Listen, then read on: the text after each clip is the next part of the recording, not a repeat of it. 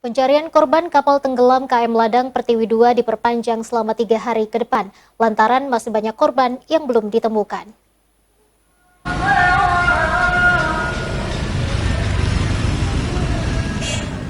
Memasuki hari ke-7 pencarian korban tenggelam KM Ladang Pertiwi II, tim gabungan Basarnas, Angkatan Laut, dan Polairut melakukan perpanjangan pencarian 3 hari ke depan. Penambahan waktu pencarian dilakukan dikarenakan masih banyaknya korban yang belum ditemukan dalam kecelakaan kapal tersebut. Selain penambahan waktu, para petugas pencarian memperlebar lokasi pencarian. Sebelumnya 35 nautical mile, kini menjadi 40 nautical mile di sekitaran Pulau Pamantauan.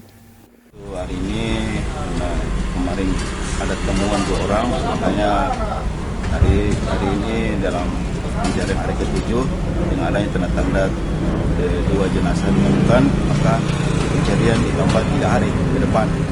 Dan hari ini kami memperluas area pencarian sekitar 40 nautical mile di sekitar Pulau Pamantauan. Terus ada ini dari sudah korban sisa berapa, Pak? Ya, untuk hari ini jumlah korban totalnya 34 yang ditemukan, yang terdiri dari 31 dalam kondisi selamat, 3 dalam keadaan meninggal dunia, dan 2 sementara identifikasi di Rumah Sakit Bayangkara karena tidak dikenali. Hingga kini korban yang ditemukan sebanyak 34 orang, 31 diantaranya dalam keadaan selamat dan 3 lainnya ditemukan dalam keadaan meninggal dunia.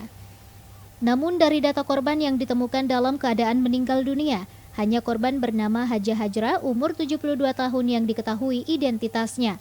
Sementara 2 korban lainnya yang berjenis kelamin laki-laki dan perempuan masih diidentifikasi pihak DVI Polda Sulawesi Selatan. Rusma Wandirara, Celebes TV.